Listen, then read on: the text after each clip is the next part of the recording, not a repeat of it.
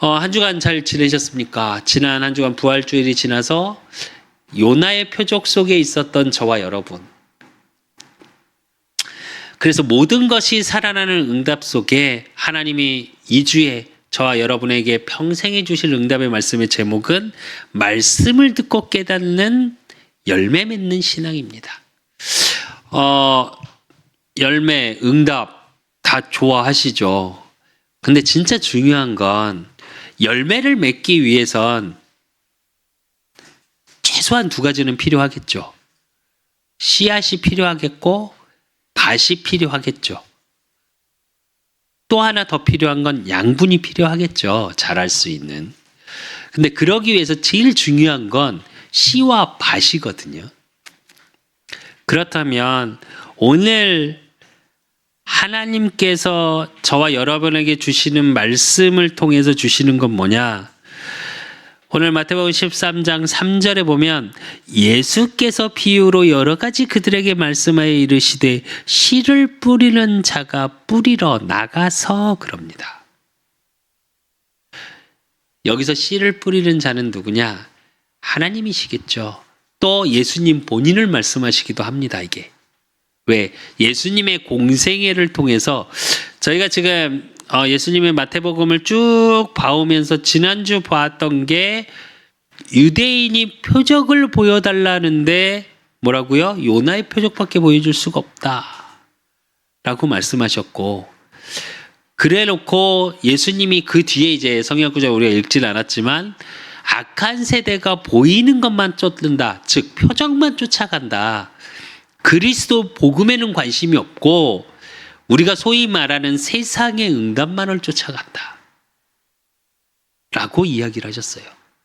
그래 놓고 바닷가에 앉으셔서 많은 사람이 앉아있는 그 속에서 오늘 예수님이 비유로 말씀하세요. 그러면서 비유로 말씀하시면서 예수님이 말씀하세요. 왜? 제자들이 묻죠. 왜 비유로 말씀하십니까? 그랬더니 뭐라고 그러세요? 보아도 보지 못하고 들어도 듣지 못하고 깨닫지 못하고 알지 못하는 자들 때문이다 라고 얘기를 하셔요. 그래서 오늘 사실은 말씀 속에 저와 여러분이 무엇을 봐야 되냐? 신앙을 한번 점검해 보셔야 하고, 또 하나는 뭐냐?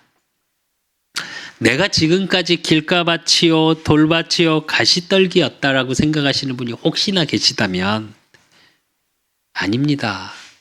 그게 들려졌다면 여러분은 좋은 밭이에요. 무슨 말이냐? 말씀을 율법으로 받지 마시고 복음으로 받으시면 됩니다. 내가 이렇게 살았는데 이렇게 살아서 인생이 안 됐구나가 아니라 그 모든 것이 합쳐져서 좋은 땅의 결실을 맺으러 가는 과정 속에 하나님의 인도를 보시면 돼요. 은혜를 확인하셨으면 좋겠습니다. 근데 그러기 위해서 우리가 서론에 조금 확인해야 될 게 뭐냐? 어떤 씨앗이냐가 굉장히 중요하겠죠. 왜? 씨앗에 따라 맺어지는 열매가 달라지니까요. 우리 왜 어른들 그런 속담 있죠? 우리는 콩 심은 데 콩 남고 팥 심은 데 팥 난다. 이건 무슨 얘기냐? 심은 대로 거둔다는 얘기거든요. 그러면 여러분이 갖고 있는 씨앗은 뭘까요? 여러분은 여러분의 인생에, 여러분의 삶에, 여러분 마음에 어떤 씨앗을 심고 계십니까? 대부분의 사람들은 세상의 열매를 거두기 위해서 보이는 씨앗을 심죠. 그래서 우리 중고등부 우리 청소년은 뭐요? 좋은 대학 가려고 공부하잖아요. 하고 정말 열심히 하잖아요. 그게 씨앗을 심는 겁니다. 또 대학을 간 우리 대학생들 뭐예요? 좋은 직장을 가기 위해서 열심히 공부하잖아요. 요즘 청년들 얼마나 힘들어요, 사실은. 요즘은 다 해야 된답니다. 취미생활 하나는 분명히 있어야 되고요.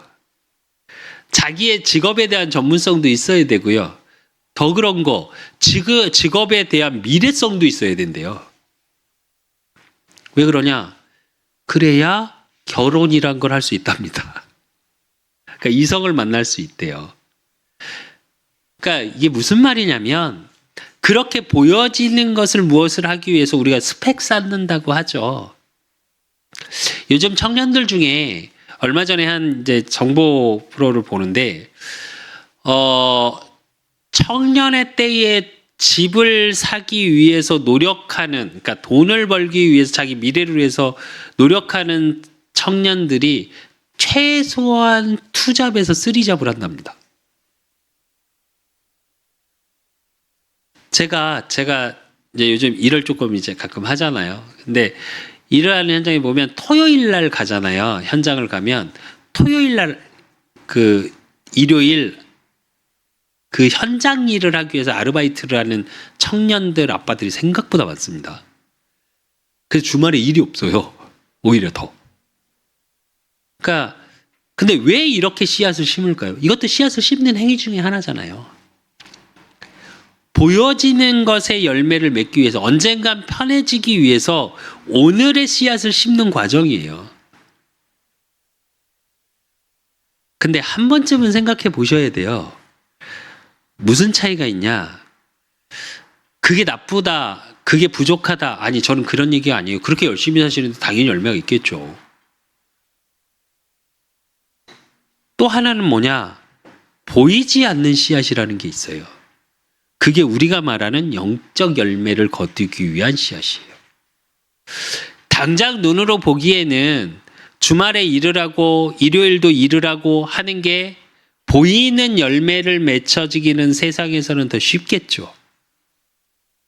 그래서 예배가 가치 없어 보이고 영적인 행위가 가치 없어 보일 때가 세상에 너무 많습니다, 사실은.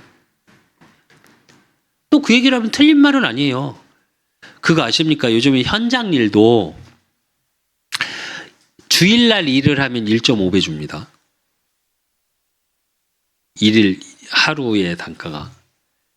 그러면 현장 일을 하는 분들은 단가가 좀 세잖아요. 확 올라요. 그래서 더 많대요. 일을 하려고 하는 사람들이. 그러면 그렇게 보자고요. 남들 다 하기 싫어하는 그때에 일하는 사람들의 열매를 심은 사람과 또 하나 영적인 걸 가지고 주일날 우린 예배를 드려야 하잖아요. 하나님의 자녀는. 그 세상의 것을 포기하고 영적 씨앗을 심은 사람과 무슨 차이가 있을까요? 제가 왜 이 질문을 왜 던지냐면 율법적으로 우리가 그 전에 봤습니다. 유대인처럼 안식일을 지켜야 축복받는다라고 생각해서 주일을 지키십니까, 혹시? 예배 자리에 나오십니까? 그건 세상에서 말하는 보이는 씨앗을 심어서 열매를 맺기 원하는 거하고 똑같은 개념입니다, 사실은. 저와 여러분만큼은 정말로 복음적인 신앙을 좀 가졌으면 좋겠어요. 복음의 씨앗을 심으셨으면 좋겠어요. 그렇다고 주일 예배를 지키지 마라 이 말 아닙니다. 제 말은. 그 의미가 아니고 세상에서 말하는 복의 기준으로 세상에서 말하는 준비하는 씨앗의 수준 정도는 넘어서셨으면 좋겠다는 얘기예요. 예배의 자리가 너무 행복하니까 나한테는 예배드려야 될 이유가 있으니까 나한테는 예배드리는 그 시간에 하나님과의 깊은 소통의 비밀이 있으니까 예배 자리에 나올 수 있는 그 하나님의 은혜가 필요한 거예요. 물론 전 청년들한테 얘기를 합니다. 예전에도 율법적으로라도 예배는 나와라 제가 그랬어요. 사실은. 왜? 그렇게 해야 하나님의 은혜 속에 있게 되니까. 그건 맞는데 제 말은 저와 여러분의 삶의 중심을 이야기하는 거예요. 보이지 않는 그 씨앗을 계속 심어놨을 때 열리는 열매는 어떤 열매냐? 복음의 열매가 맺혀져요. 그 복음의 열매의 비밀은 뭐냐? 평안의 열매예요. 여러분의 심령이 여러분의 삶 속에 하나님이 여러분이 만족할 만큼 하나님이 채워가시고 이끌어가시는 것. 그걸 사실화되어지는 열매가 맺어지는 시간표는 반드시 옵니다. 현장에서 이렇게 일을 하게 되는데 한 70이 좀 넘으셨어요. 저한테 동생아 그러시더라고요. 갑자기 나이 물어보시고 뭐 이렇게 물어보더니 성이 뭐야 이러더니, 그러면서 이제 그 일을 30년을 넘게 하셨다고. 그래서 제 나이를 물어보시더니 뭐라 그러냐, 야, 그 나이만 되면 내가 날라다니겠대. 제 나이 그렇게 날라다닐 나이는 아닌데. 근데 저도 사실은 우리 수창이 뭐 여기 이재명 목사님 계시지만 난 솔직히 이재명 목사님 나이만 같아도 좋을 것 같거든요. 근데 다 그래요. 모든 사람은. 제가 왜 이 얘기를 하냐?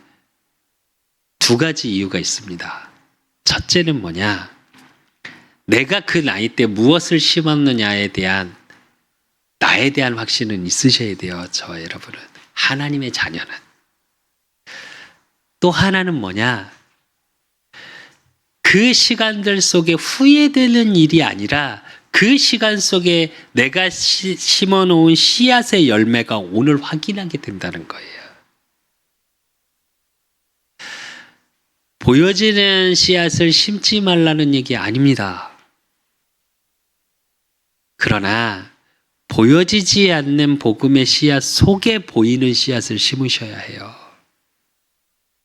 그래야 여러분이 만족하게 하는 복음의 씨앗이 보여져요.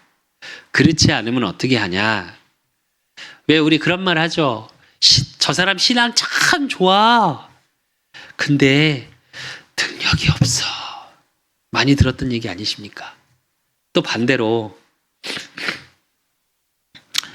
저 사람 신앙은 좀 그래. 근데 능력 있어. 많이 들었던 이야기 아니십니까?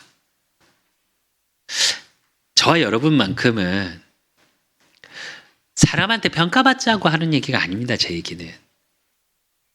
바른 씨앗 속에, 바른 열매 속에 저와 여러분의 하나님이 내게 주신 오늘의 축복을 누리셨으면 좋겠어요.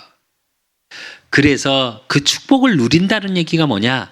오늘의 바른 씨앗을 심는 거예요. 그게 정시 기도고요. 그게 말씀 묵상이고요. 정말 하루에 여러분 성경 한 구절이라도 좋습니다. 꼭 말씀 읽으십시오. 그리고 주시는 강단의 말씀과 송구영신 말씀과 내게 주신 그 말씀, 평생의 언약이 있으시다면 그 말씀을 가지고 기도하는 시간을 꼭 가지십시오. 이 씨앗을 심는 자는 세상에서도 말합니다. 세상 성공학에서 뭐라고 얘기하는지 아십니까? 자기 꿈을 사실화시키래요. 정확히 말하면 꿈을 이미지화시키는 거거든요.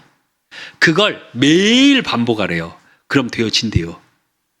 세상 성공학에서도 그렇게 말해요. 미안한데 그건 조금 제가 볼 땐 그걸 하면 노력하는 것들이 따라오거든요. 영적인 씨앗은 뭘 얘기하냐? 꿈꾸라는 얘기는 뭐냐? 하나님의 인도하심을 보시라는 얘기예요. 이걸 계속 하잖아요. 말씀을 묵상하고 주신 강단의 말씀을 가지고 하나님께 질문하고 깊이 읊조리고 그걸 가지고 기도 속에서 나의 오늘을 꿈꾸고 내일을 꿈꾸고 계속 꿈을 꾸시잖아요. 기도 속에서. 그럼 어떻게 되냐? 하나님의 인도하심이 보여져요. 그걸 보시라는 거예요.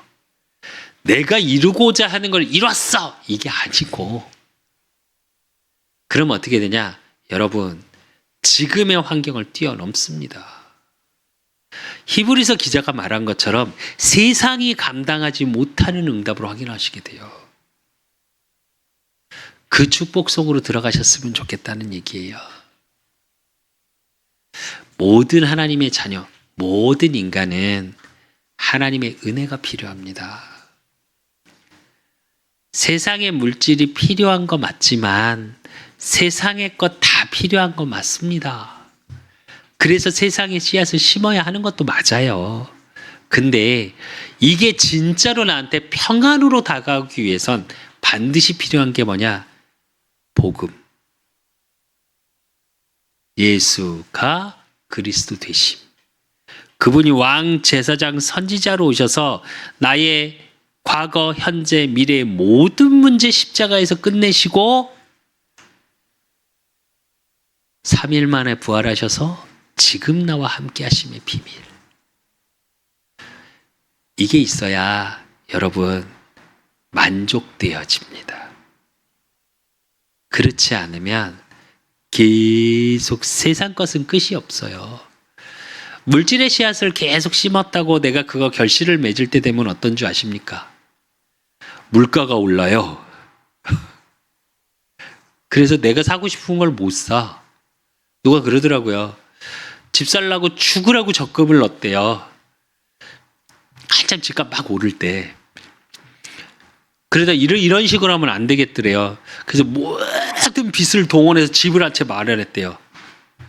우리로 얘기하면 영끌이라고 하잖아요. 그랬더니 어떻게 해요? 집값이 뚝 떨어졌대요. 이자는 올랐대요. 그거 메꾼이라고 제가 현장에서 만난 분 얘기예요, 이게. 자기 직업 갖고는 업 갖고는 이 이자를 못 내겠더래요. 그렇다고 집을 내놔도 안 팔린대요. 그래서 어떻게 했냐? 예, 현장 일이에요. 노가다 뛰어요. 밤낮으로 뛴대요. 그럼 그렇게 해서 원금을 갚냐? 아니요, 이자 갚고 있대요. 돌겠대요. 왜 제가 이런 말씀을 드리냐? 물론 다 이런 건 아닙니다. 근데 왜 이런 얘기를 하냐? 우리가 물질의 응답을 가지고 세상의 응답을 가지고 열매를 맺으려고 한없이 들어가다 보면 안 보여요. 그래서 내 인생에 보여지는 걸 쫓는 인생이 아니라 안 보이는 씨앗 속에 보여지는 열매로 되어지는 영적 원리 속으로 들어가시라는 얘기예요, 제 얘기는. 여러분이 부족하고 여러분이 가진 게 없고 여러분의 능력이 연약하고 아니 상관없습니다, 사실은. 이제 하나님이 주시는 응답의 말씀을 가지고 그 말씀의 언약 속에서 하나님이 이끌어 가시는 그것을 보는 거. 그게 깨닫는 은혜예요. 그래서 오늘 여러분의 신앙도 한번 점검해 보시고 또 여러분의 지나온 과거의 모든 시간이 양분이 되어져서 100배, 60배, 30배 결실을 맺을 수밖에 없는 오늘 말씀 속에서 응답의 말씀을 확인하시기를 예수 그리스도의 이름으로 축원드립니다. 그렇다면 우리가 4가지 밭을 볼 겁니다. 본론으로 처음에 봐야 될 밭이 뭐냐? 길가밭이에요. 길가밭은 뭘 얘기하냐? 마태복음 13장 4절에 보니까 뿌릴새 덜어는 길가에 떨어짐에 새들이 와서 먹어버렸고 이럽니다. 이 말씀의 비유에 대한 해석을 예수님이 해주세요. 뭐라고 얘기하시냐? 마태복음 13장 19절에 보니까 아무나 천국 말씀을 듣고 깨닫지 못할 때는 악한 자가 와서 그 마음에 뿌려진 것을 빼앗나니 이는 곧 길가에 뿌려진 자요. 그래요.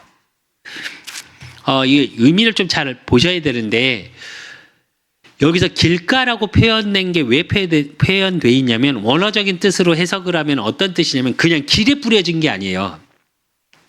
길 주변에 뿌려진 씨앗을 얘기하는 거예요. 이건 뭘 이야기하냐면 의미적으로 삶과 분리된 신앙생활, 신앙과 삶이 분리된 신앙을 가진 사람들 이야기입니다. 그러니까 어떻게 하냐? 그 말씀이 떨어졌는데 떨어진지를 몰라요. 무의미하게 만들어버려요. 그게 사단이 하는 짓입니다. 여러분이 주일 말씀을 받고 예배를 분명히 드렸는데 말씀을 받았는데 없어 내게. 왜? 내 삶에 가서 확인할 무언가가 안 돼 있어요. 근데 왜 그러냐? 여러분 잘못이 아니에요. 내 삶에서 확인되는 그 영적인 체질이 안 되다 보니까 어떻게 하냐? 중간에 사단이 싹 가져가 버립니다. 그래서 베드로는 이야기하죠.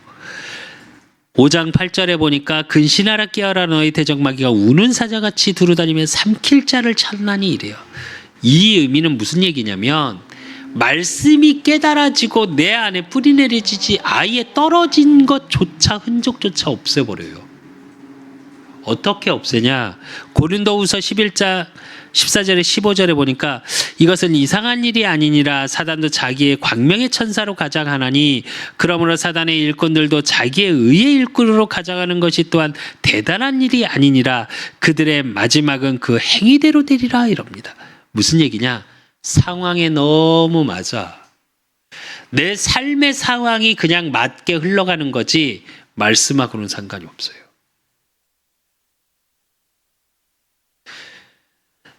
위로는 받죠. 교회 와서 예배는 드리고. 근데 어떻게 하냐? 그게 내 삶으로 연결이 안 돼요. 그냥 삶이 지치고 힘들게 살아가고 있어. 또 그러다 보니까 광명의 천사로 나타난다는 건 무슨 얘기냐? 삶의 이치, 그러니까 세상의 이치를 따라가는 삶이 돼요. 솔직히 세상의 이치를 무시할 수 있습니까, 여러분? 여러분은 일주일 내내 세상에서 살아야 하는데. 그러니까 사단이 어떻게 속이냐면요. 여러분, 내가 사단이야 이렇게 안 해요. 야, 말씀 잊어버려 이렇게 안 한다니까요, 사실은. 그냥 어떻게 하냐? 삶을 살아가기를 버겁게 만들어요, 우리의 심령을. 그래서 살아내게 만들어요, 그냥. 누가 그러시더라고요. 어떻게 살아오셨어요? 또 어떻게 사세요? 이렇게 질문하니까 뭐라는 줄 아세요? 태어났으니까 살지. 그 지방 할머니 연세 드신 할머니께 질문하니까 태어났으니까 살지. 어떻게 살아가세요? 그러니까 살아야 함께 살지. 틀린 말입니까? 내가 태어나고 싶어서 태어난 거 아니고 태어났어. 어쩌다 보니까. 어떻게 사세요? 아니 그냥 살아야 되니까 살아. 제가 그 말을 이렇게 들으면서 하나님의 자녀들은 어떨까라는 질문을 좀 해봅니다. 그만큼 우리도 사단에게 속는다는 게 뭔지 아십니까? 진짜 하나님 자녀에게 예배를 매주 드리고 그래도 말씀을 사모하는 하나님의 자녀에게 사단이 하나님 없어 복음 맞냐 이 질문을 안 합니다. 죄송한데. 왜? 그거는 의미가 없거든요. 어떻게 속이냐? 그렇게 속여요. 야, 세상이 이렇게 바쁘잖아. 생각을 못하게 그냥 속인다니까요. 삶을 살아가기에 버겁게 만든다니까요.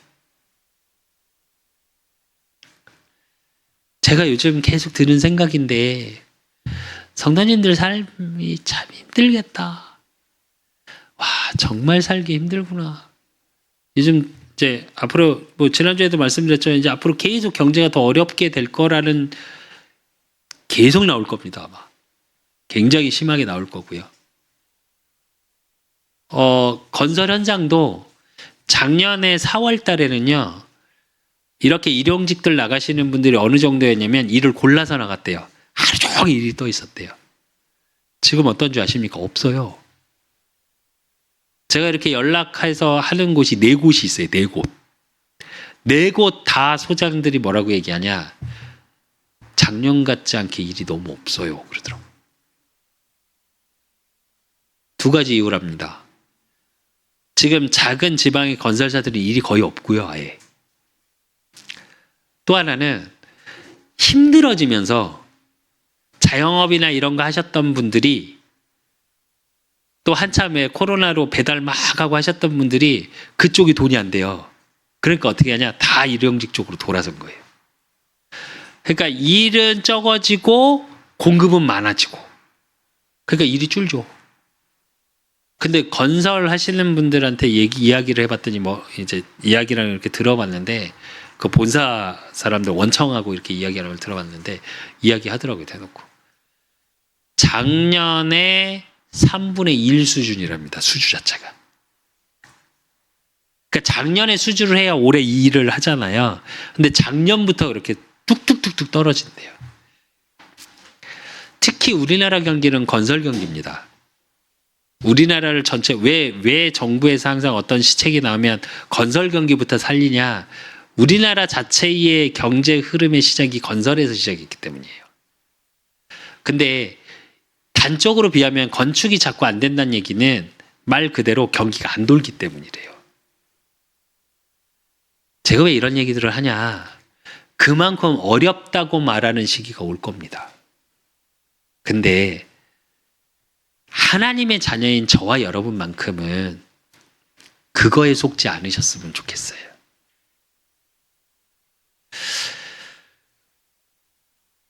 삶이 어려워서 하나님의 말씀을 아예 생각하지 못하게 만드는 거. 이게 사단의 제1 전략 중에 하나예요. 사단에게 속지 마십시오. 그리고 두 번째, 돌박.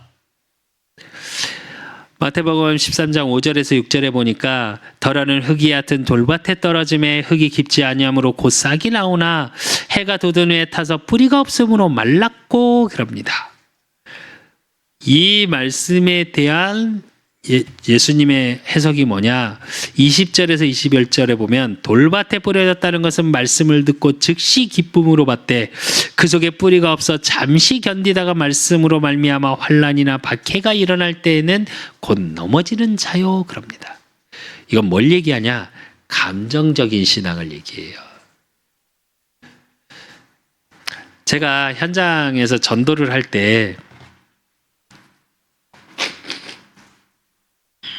처음에 전도하면 이제 복음을 전하면 막 눈물 흘리면서 복음 받으시는 분들이 있어요. 그러면 처음엔 제가 어땠냐? 와, 하나님 드디어 제자를 만났습니다. 막 이랬어요. 근데 웃기죠? 다음날 가보잖아요. 누구세요? 이 분위기입니다. 물론 그 중에 제자도 있겠죠. 근데 제가 만난 대부분의 분들은 그래요. 막 울고 눈물 흘리고 막 하신 분들 대부분은 다음날 가면 자기가 뭘 들었는지 뭘 고백했는지 몰라요. 왜? 그때 감정이 그랬어. 물론 그 속에서도 하나님의 계획은 있습니다. 그렇다면 저와 여러분의 신앙은 어떤 신앙일까요? 제가 그런 말 참 많이 했습니다. 예전에 설교할 때. 제 설교 끝내면 어떤 이제 조금 규모 있는 교회에서 제가 부교육자로 있을 때 설교 끝나고 내려오면 장로님 한두 분 뭐 이런 분들이 꼭 그래요. 오늘 은혜 많이 받았습니다. 제가 개인 사역을 가서 물어봤어요. 저기 권사님 은혜 받으셨다면서요. 어떤 은혜가 있으셨냐고 이렇게 물어봤어요. 했더니 목사님이 저희 집을 본 줄 알았다면서 맞게 이야기를 하셨다면서. 아니 그거 말고요. 하나님이 권사님에게 뭐라고 말씀하셨냐고요. 왜 제가 이렇게 질문하냐. 그건 감동받은 겁니다. 감정적으로 위로받은 건 맞아요. 근데 은혜 받은 건 아닙니다. 감정적인 신앙이 위험한 게 뭐냐. 그 기복이 되게 심해요. 내 감정에 따라서 하나님의 말씀을 받아.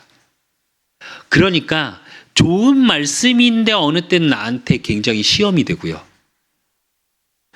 똑같은 말씀을 했는데 내 감정 상태에 따라서 말씀이 다르게 들려요. 물론 뭐 철학적으로는 얘기하죠. 인간은 어떤 동물이요? 감정의 동물. 근데 신앙만큼은 감정적이어서는 안 돼요, 여러분. 하나님의 말씀을 받을 때는 항상 어떻게 받아야 되느냐? 복음의 말씀으로, 살리는 말씀으로, 소망의 말씀으로 받으셔야 돼요. 그래서 사도 바울은 로마에 편지하면서 이야기하죠. 로마서 5장 5절에서 6절에 보면 소망이 우리를 부끄럽게 하지 아니함은 우리에게 주신 성령으로 말미암아 하나님의 사랑이 우리 마음에 부은 바 됨이니 우리가 아직 연약할 때에 기약대로 그리스도께서 경건하지 않은 자를 위하여 죽으셨도다 그럽니다. 여기서 경건하지 않은 자는 죄 속에 있는 자를 얘기하겠죠. 그래서 구원을 얘기하죠. 십자가 사건. 그러면서 뭐라고 그러시냐? 소망이 있다. 그러니까 말씀에서 소망을 보지는 못해요. 감정적인 신앙의 특징은 말씀의 소망이 아니에요. 그때그때 일어나는 감정과 상황에 집중하죠. 그러니까 그런 신앙은 어떻게 하냐? 기다리지 못해요. 그러니까 조그만 문제, 사건, 위기가 오면 넘어져 버려요. 그래서 히브리서 기자가 얘기하죠. 10장 36절에 너희에게 인내가 필요함은 너희가 하나님의 뜻을 행한 후에 약속하신 것을 받기 위함이라 이래요. 우리에게 인내가 필요하답니다. 어떤 인내요? 소망의 인내. 하나님의 뜻을 행한 후에 약속하신 일을 이루기까지 시간이 있다. 그때까지 기다려야 한다. 근데 감정적인 신앙인의 특징이 뭐냐? 기다리지 못해요. 제가 못 잊는 몇 분이 있어요. 제가 전에 섬기던 교회에 또 그 전에 섬기던 부교육자로 있던 교회에 몇 분이 계세요. 한 분은 어떠셨냐? 자녀가 초등학생일 때 제가 그 교회 전도사로 부임을 했었습니다. 부교육자로. 그때는 어느 정도셨냐? 아이들이 빨리 중고등부 가서 전사님 밑에 가 있었으면 좋겠다고 막 편지 쓰시고 오래 계시라고 그러고 이러셨던 분이에요. 아이들이 중고등부가 됐습니다. 그때부터 어떻게 하시는 줄 아십니까? 제 앞에서는 이야기하시고 뒤에서는 그렇게 제가 못마땅하신 거예요. 내 자녀를 더 해줬으면 좋겠는데. 근데 사실은 그분이 생각하시는 것보다 더 많은 걸 했어요. 근데 제가 말을 할 필요가 없죠. 아이하고의 관계에서 일어나는 일이니까. 나중에 아시고 미안하다고 얘기하시는데 그분이 어떠시냐? 그 기복이 되게 심해요. 조금 생각해 주는 것 같으면 막 올라왔다가 하나님을 바라보는 게 아니에요. 정확히 말하면. 제가 나중에 그분 개인사를 하면서 한번 그런 이야기를 했어요. 권사님 정말 죄송한데 권사님은 말씀으로는 아이들이 신앙생활 잘하고 하나님의 자녀로 있으면 좋겠다고 말하는데 아니요. 권사님은 아이들을 성공하는데 이 복음이 필요할 뿐입니다. 그래서 조급하신 겁니다. 제가 그랬어요. 아이들을 만나면 아이들이 뭐라 그러냐? 엄마 때문에 교회에 오기가 싫어요. 그랬었거든요. 저한테. 아이가 대놓고 그러더라고요. 우리 엄마는 나한테 도대체 어떻게 하라는지 모르겠다고. 그렇다고 아이들이 되게 못하냐? 아닙니다. 왜? 공부 잘해요. 열심히 하고. 근데 어느 정도로 아시냐? 막 영재 학원 보내고 막 이러시거든요. 그러니까 아이가 뭐라 그랬냐? 엄마가 그렇게 하라고 내버려 뒀으면 계속 했을 거래요. 근데 엄마가 그래서 하기가 싫었대. 물론 아이들이 다 문제없다 이 말이 아닙니다. 제 말은. 그러다 보니까 신앙은 안 심기고 뭐만 심겼냐? 엄마의 욕심만 심겼어요. 우리가 잘못하면 감정적인 신앙이라는 게 뭐냐면 내 욕심이 먼저 드러나요. 내가 이루고 싶은 그게 먼저가 돼요. 그러니까 말씀이 나한테 부딪혀 와서 뿌리 내려서 열매가 맺어지는 게 아니라 어떻게 해요? 사라져버려. 오히려 낙심하고 실망해. 왜? 말씀대로 안 되는 것 같거든요. 아니요. 하나님의 말씀은 영원합니다. 하나님이 말씀으로 약속하셨어요. 1.1 획도 틀리지 않고 다 성취되는 말씀이라고. 혹시 여러분 지금 내 감정이 너무 상해서 교회에 시험 드시고 목회자에게 시험 들고 성도들끼리 시험 들고 계신 분 혹시 계십니까? 조금만 기다리십시오. 하나님이 바꿔가세요. 저와 여러분의 감정보다 더 위대하신 게 하나님의 능력입니다. 우리의 감정은 지나가지만 하나님의 말씀은 영원을 두고 성취시켜 나가셔요. 감정이 없을 수는 없겠죠. 당연히. 진짜 미우십니까? 힘드십니까? 하나님께 땡깡 부리세요.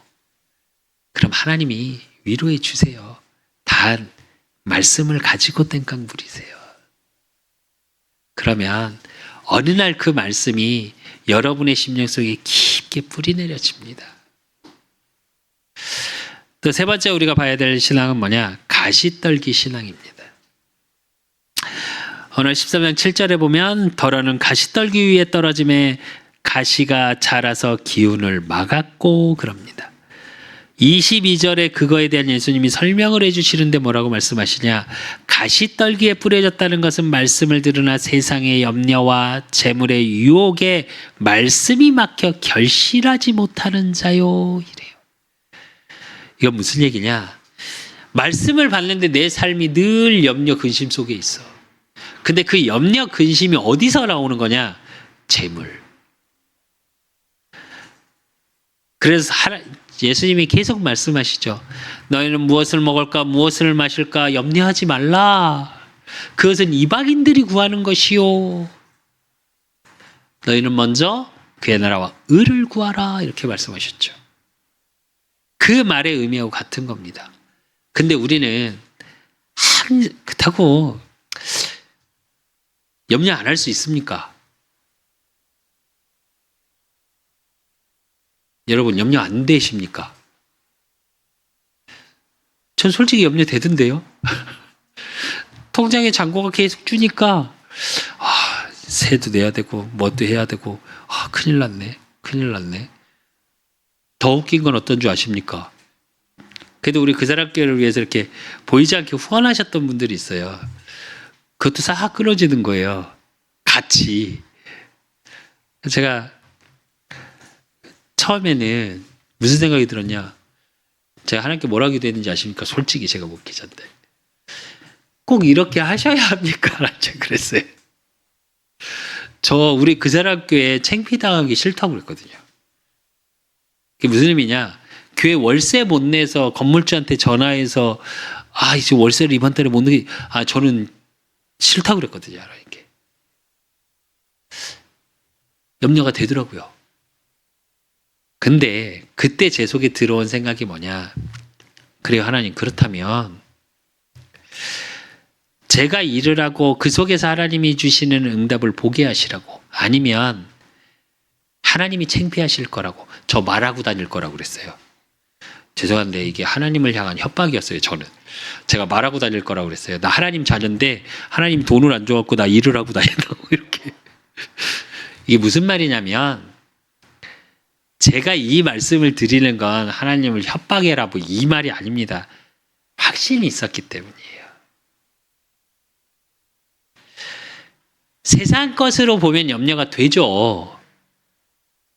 근데 하나님이 하나님 되심으로 나와 함께 하심에 대한 확신이 있었기 때문에 그렇게 하나님께 맡긴 거예요.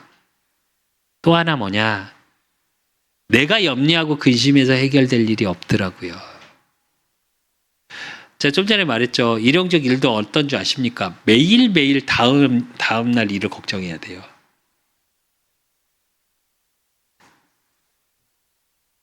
그걸 그냥 일로 걱정하면 엄청난 스트레스입니다. 생각보다.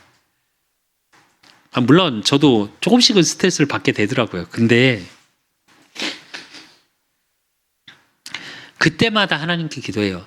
하나님 거를 보게 하시라고. 하나님의 하실 일들, 하나님이 만나야 될 만남 속에 있게 하시라고. 제가 이 말을 왜 하냐? 우리는 대부분 신앙생활, 그러니까 우리의 삶을 어떤 식으로 살아가냐? 감정적으로 살아가고요. 세상의 이치에 맞게 살아가려고 하고요. 그리고 어떻게 하냐? 보여주려고 해요. 그래서 요한일서 2장 15절 17절에 뭐라 그러냐? 이 세상에나 세상에 있는 것들을 사랑하지 말라. 누구든지 세상을 사랑하면 아버지의 사랑이 그 안에 있지 아니하니 이는 세상에 있는 모든 것이 육신의 정욕과 안목의 정욕과 이 세계의 자랑이니 다 아버지께로부터 온 것이 아니요 세상으로부터 온 것이라.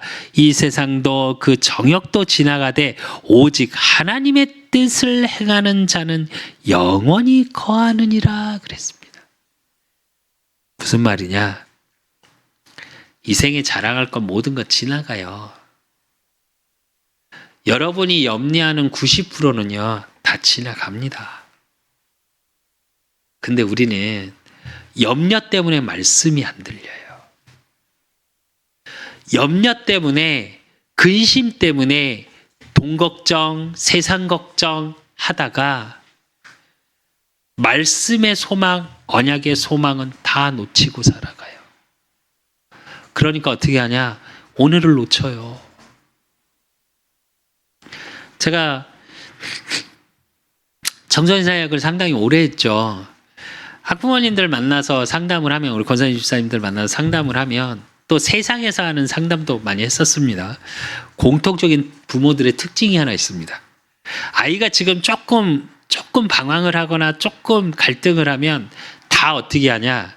똑같아요. 이러다가 얘가 5년 후에 10년 후에 어떻게 되겠니요? 제가 늘 똑같이 얘기합니다. 지나가요. 괜찮습니다. 근데 어떻게 하냐? 그것 때문에 아이를 막 죽여요. 더 웃긴 거, 본인도 죽어요, 거기서. 제가 아들이 넷이거든요. 근데 하나님께 진짜 감사한 게 뭔지 아십니까? 4명이 현장에서 만났던 문제를 나눠서 갖고 있어요. 그래서 저는 부모로서 그걸 다 경험했어요. 그래서 제가 현장에서 말하기 정말 좋았던 게 뭐냐면, 우리 아이들 얘기예요. 그렇다고 남의 얘기를 할 수 없으니까 제가 우리 아이가 이렇다는 얘기를 하면 가만히 계세요, 다. 왜냐? 기다려주면 돼요. 근데 못 기다립니다. 부모님들이 자녀 못 기다리고요. 그 염려를 못 놓고요, 끈을. 또 하나는 뭐가 있냐? 본인 자신이요.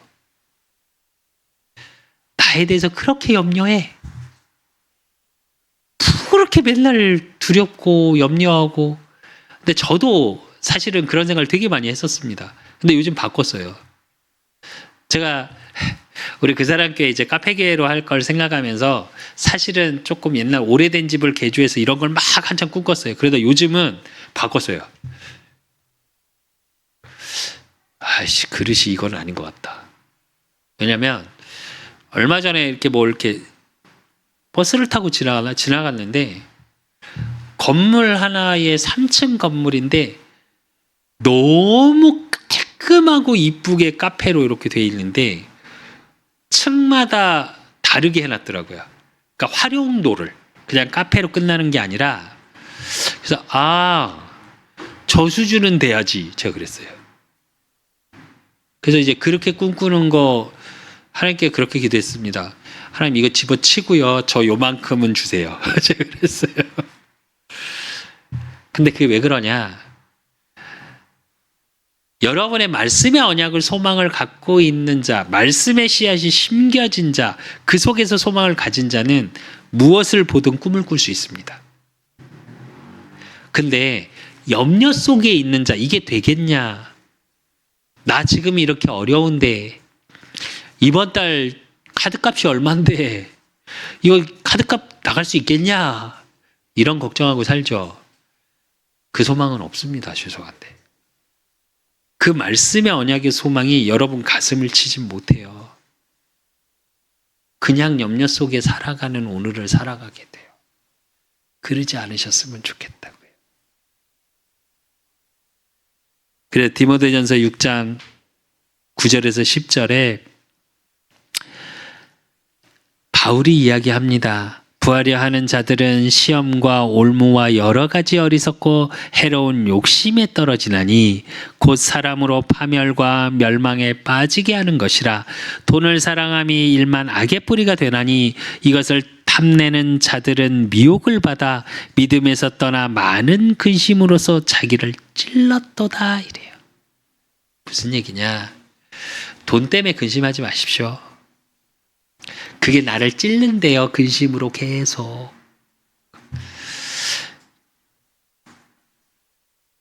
그래서 가시떨기 계속 찔림당하는 신앙 하지 마시고 염려의 신앙이 아니라 소망과 확신의 신앙으로 돌아서시면 돼요. 그리고 마지막으로 좋은 밭에 떨어진 거. 8절에 보니까 더러는 좋은 땅에 떨어지며 어떤 것은 100배, 어떤 것은 60배, 어떤 것은 30배의 결실을 하였느니라. 그래놓고 귀 있는 자들은 들으라 하시니라 이러죠. 모든 자가 들어야 된다는 얘기예요. 그런데 이거에 대한 해석이 23절에 나옵니다. 좋은 땅에 떨어져서 결실을 맺기 위한 방법을 말씀하세요. 23절에 뭐라고 말씀하시냐?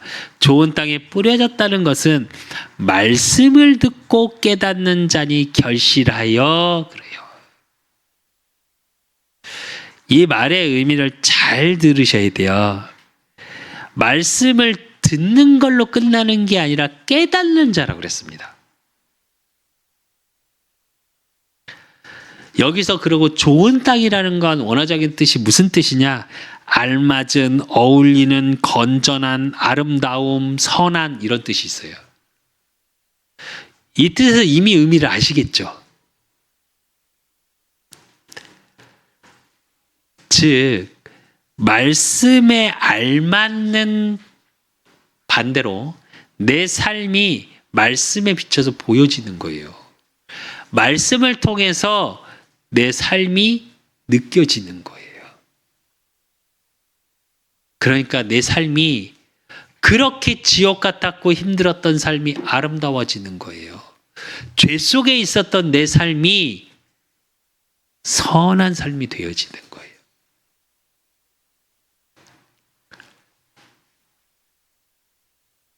근데 중요한 건 여러분 100배, 60배, 30배의 결실 아닙니까? 열매 맺고 싶으시잖아요, 신앙에. 근데 그 열매가 뭐냐면요.